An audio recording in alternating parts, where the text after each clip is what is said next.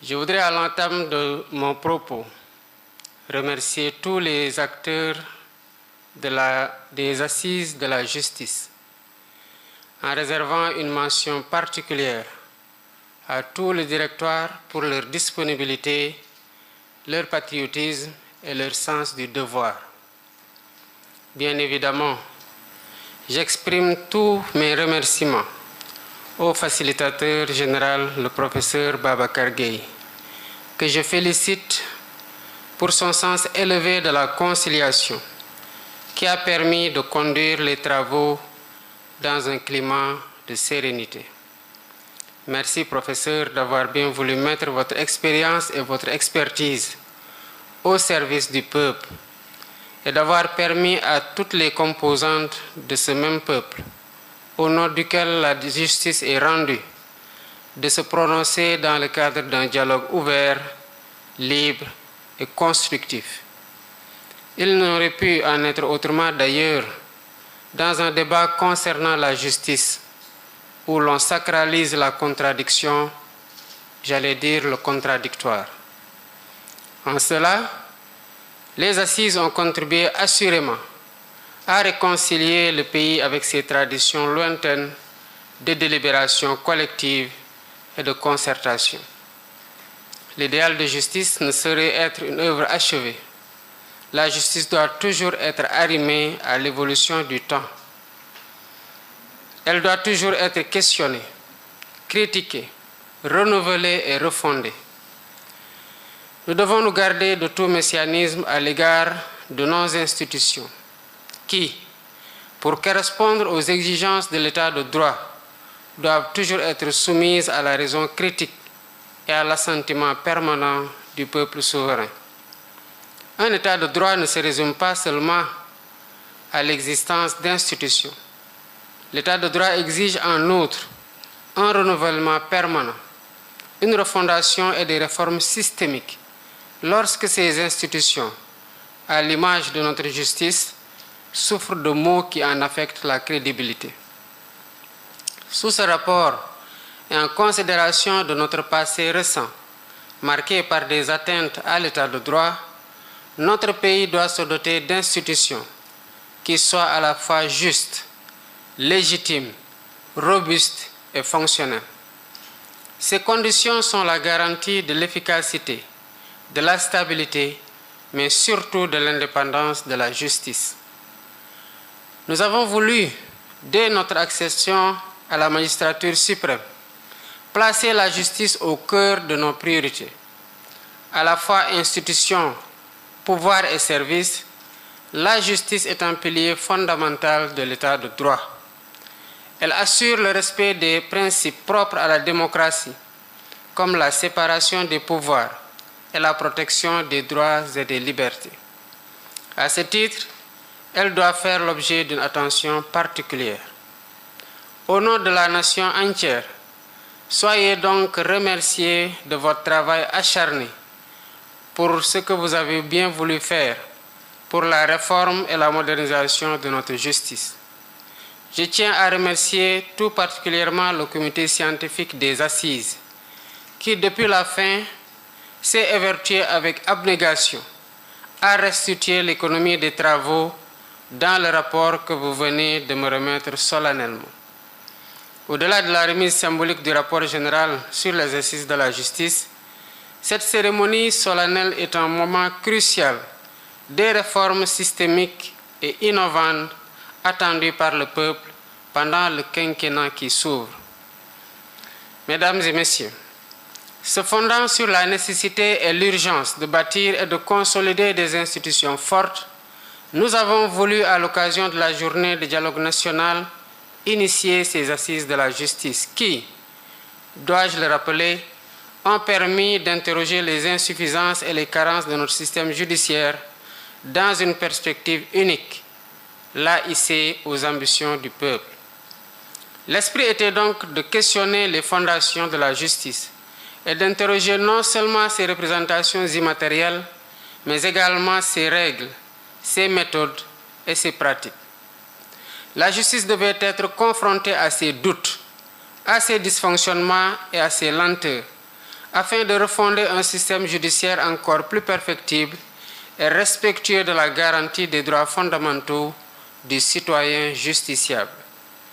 L'esprit était également d'engager un diagnostic exhaustif et de proposer des solutions structurelles pour apporter des changements en profondeur afin de faire nation, c'est-à-dire d'assurer une correspondance entre la nation et ses institutions. En référence à mon discours d'ouverture du dialogue national, je voudrais rappeler le caractère participatif et inclusif de ces assises qui traduit notre vision de construire une justice qui s'identifie au peuple. Pendant une semaine, plus de 400 personnes représentant tous les secteurs de la société, magistrats, acteurs de la justice, administration pénitentiaire, anciens détenus, ordre professionnel, forces de défense et de sécurité, universitaires, acteurs religieux, culturels et coutumiers, hommes et femmes, organisations de femmes, associations, coalitions de partis politiques et médias ont répondu favorablement à notre invitation pour faire de ces assises un véritable agora où des échanges fructueux et constructifs ont débouché sur les recommandations que vous me présentez aujourd'hui dans ce rapport général. En plus des acteurs présents à Diamniadio, je magnifie la participation utile et constructive des Sénégalais du pays et de la diaspora par le biais de la plateforme numérique dénommée Djubanti, ce gis-gis ci yoon. Avec cette plateforme, tous les Sénégalais d'ici et ou d'ailleurs ont pu donner leurs avis sur les différents sujets qui touchent la réforme et la modernisation de la justice. Au surplus, je salue les contributions écrites et documentées des institutions, des intellectuels, des organisations professionnelles et confessionnelles qui ont largement contribué aux conclusions de ces assises.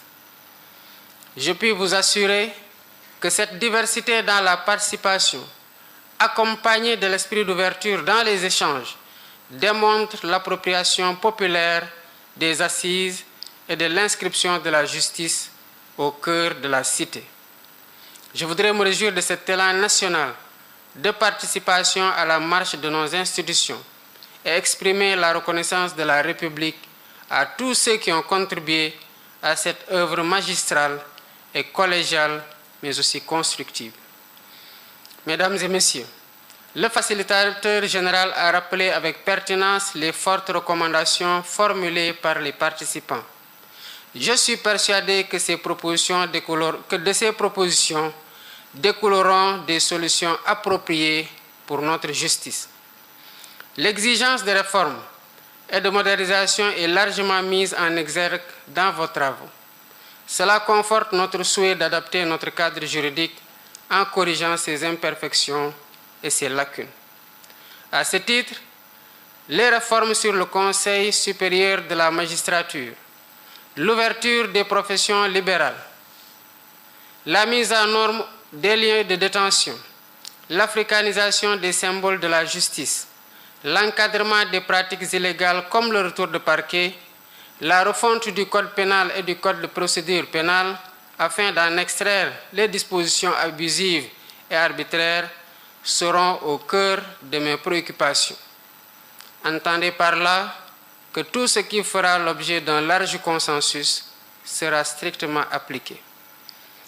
En outre, les autres réformes, comme l'administration pénitentiaire, feront l'objet d'une attention particulière à travers l'amélioration des conditions de détention et la restauration de la dignité des détenus.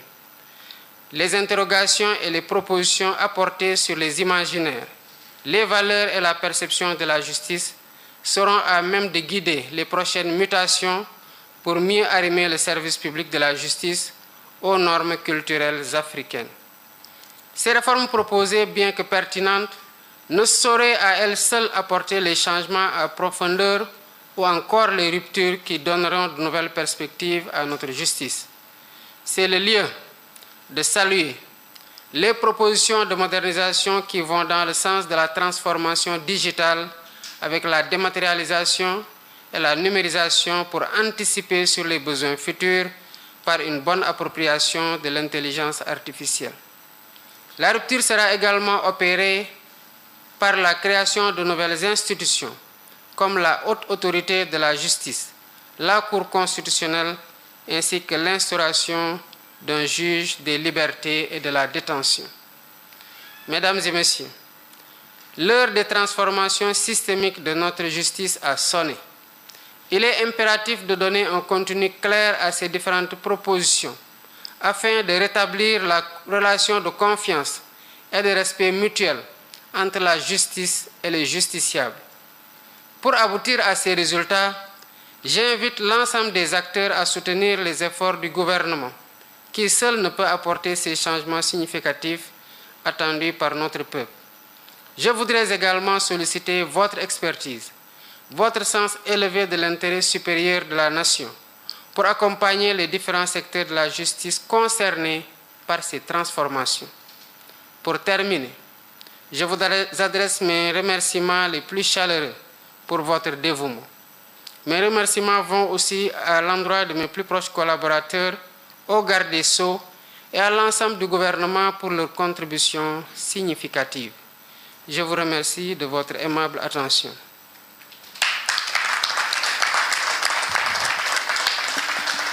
Permettez juste un résumé en wolof, certainement pas aussi long que le discours. dama bëggoon doore rek di sant sénégalais yépp ñi nga xamante ne bi ñu woote ne kaay leen ñu def